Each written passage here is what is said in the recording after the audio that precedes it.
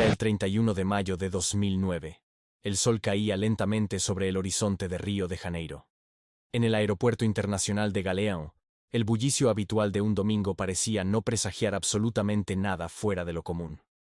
Familias se despedían, maletas rodaban sobre el suelo pulido, y un Airbus A330 de Air France, matrícula F-G7CP, esperaba pacientemente en la puerta de embarque. Su destino: París. Un vuelo transatlántico rutinario. Uno más de los cientos que cruzaban cada día el vasto océano que separa Sudamérica de Europa. Pero esa noche no sería como las demás.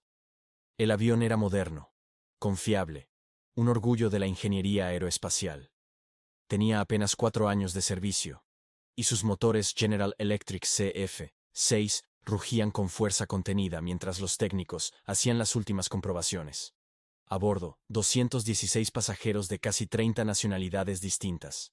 Gente que viajaba por negocios, por vacaciones, por amor, por rutina. Gente que no sabía que iba a formar parte de una historia que el mundo recordaría por décadas. Era una inclinación dentro de lo normal al iniciar el ascenso. Sin embargo, ese leve gesto de levantar el morro activó una reacción en cadena. El estabilizador trasero empezó a moverse hacia su posición extrema, generando una inclinación máxima que complicaba aún más el control. La potencia disponible ya no alcanzaba para sostener la velocidad necesaria. En vez de seguir subiendo, el avión comenzó a nivelarse lentamente, con oscilaciones suaves de un lado al otro. El primer oficial reaccionó con urgencia. Tiró del control, intentando oponerse al deslizamiento, pero la maniobra solo los acercaba más al umbral de pérdida de sustentación. La alarma seguía sonando, persistente, sin que nadie respondiera. En la cabina, no había indicación visual del problema. Solo ese sonido continuo que, quizás, fue subestimado. La aeronave comenzó a vibrar con violencia. Buscaban recuperar el control, pero las decisiones no eran las adecuadas. El primer oficial empujó las palancas al máximo, activó la configuración de potencia total, la misma que se usa para el despegue o una aproximación abortada. A esa altura, sin embargo, los motores ya no eran capaces de generar el empuje necesario. Apenas podían mantener la velocidad, mucho menos incrementarla. El capitán aún no regresaba a la cabina, lo que sumaba tensión y desorden. El primer oficial, convencido de que aplicar potencia máxima sería la salida, declaró que estaba en toga. Pero en lugar de ganar velocidad, el avión apenas ascendió un poco más, con el morro apuntando peligrosamente hacia arriba, a casi 18 grados. Los motores no lograban mantener el ritmo, y la pérdida de sustentación se volvió inevitable. El avión comenzó a caer. Para entonces, el hielo que había bloqueado los tubos de velocidad ya se había derretido, y los indicadores volvieron a funcionar. La velocidad mostraba 183 nudos. Habían perdido alrededor de 90. El descenso era cada vez más abrupto, y la alarma de pérdida no dejaba de sonar. El capitán finalmente volvió a la cabina, pero ya era demasiado tarde para entender lo que ocurría.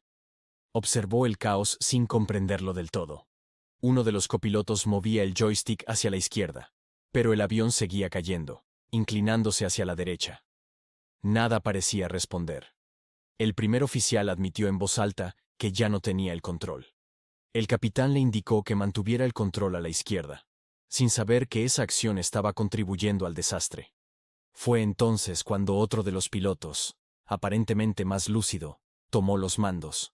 Pero ni siquiera él notó que la aeronave estaba en pérdida. La alarma continuaba, pero pasaba desapercibida. La tasa de caída ya era de casi 10.000 pies por minuto. El ángulo de ataque era extremo, más de 40 grados. El avión no volaba, caía. En ese punto, el primer oficial volvió a asumir el control. Justo entonces, el capitán ingresó de nuevo en la cabina.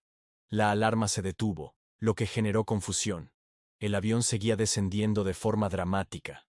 Estaban ya por debajo de los 35.000 pies, la misma altitud que cuando el capitán se había ausentado. El morro oscilaba arriba y abajo, entre 9 y 15 grados. Las advertencias cubrían la pantalla, junto con el indicador de emergencia general. El capitán preguntó qué estaban haciendo. Ambos pilotos le confesaron que habían perdido el control y que no sabían qué estaba ocurriendo. Aún así, en lugar de tomar el mando, el capitán se sentó detrás de ellos, sin poder ver con claridad los instrumentos. No advirtió que el morro seguía elevado, cuando lo que necesitaban era hacer justo lo contrario. El avión siguió cayendo. Cuando al fin comenzó a apuntar ligeramente hacia abajo, la velocidad aumentó, y la alarma volvió a sonar. La lógica parecía rota. El sistema detectaba pérdida con el morro abajo y guardaba silencio cuando estaba arriba. Eso solo confundió más a los pilotos. La velocidad vertical de descenso alcanzó cifras alarmantes, entre 10.000 y 15.000 pies por minuto. El avión se balanceaba entre 8 grados hacia abajo y 15 hacia arriba. Intentaron otra vez ajustar las palancas para lograr un ascenso controlado. El avión dejó de inclinarse hacia un lado, pero empezó a moverse bruscamente de izquierda a derecha. Uno de los pilotos preguntó en voz alta qué hacer. El capitán no tenía respuestas. Solo dijo que no sabía. La alarma de pérdida aún estaba activa. Discutían, sin lograr entender qué ocurría. Uno pedía nivelar las alas, otro no reaccionaba. En un momento insólito, ni siquiera sabían si estaban subiendo o bajando. Solo tras varios segundos se pusieron de acuerdo. Estaban cayendo. El capitán intentó recuperar el control empujando su mando hacia adelante, pero los controles duales promediaban ambas órdenes, y el primer oficial todavía tiraba hacia atrás, anulando la corrección. El capitán gritó que subieran. El primer oficial respondió que siempre había tenido el mando hacia atrás. Fue entonces cuando comprendieron que el error venía de ese movimiento constante de tirar, cuando debían empujar. El capitán reaccionó al instante. Le dijo que no subiera más. Otro piloto le exigió los controles. Tomó el mando, empujó el morro hacia abajo, y la velocidad aumentó ligeramente. Sin embargo, el descenso continuaba a gran velocidad. En ese momento crítico, sin avisar, el primer oficial volvió a tirar hacia atrás. La acción contrarrestó todo el esfuerzo anterior. El capitán no entendía por qué el avión seguía cayendo. Decidió cambiar de estrategia. Volvió a jalar la palanca. La alarma del sistema de proximidad al suelo sonaba sin descanso. Estaban a solo 2.500 pies de altitud. En un giro desesperado, ordenó que tiraran con todo. Ambos pilotos tiraron de sus controles al máximo. El morro se elevó a más de 16 grados, con un ligero giro hacia la izquierda. La velocidad horizontal era de 107 nudos. La vertical, exactamente igual. Estaban bajando a la misma velocidad con la que avanzaban. A las 21:42:22, el primer oficial activó su botón de prioridad y mantuvo pulsado el mando, tomando el control absoluto. Una alerta avisó: prioridad a la derecha. En medio del pánico, gritó que iban a estrellarse. Luego, en shock, murmuró que no podía ser verdad. El capitán exigió una inclinación de 10 grados. La alarma de pérdida seguía activa. También la de proximidad al suelo.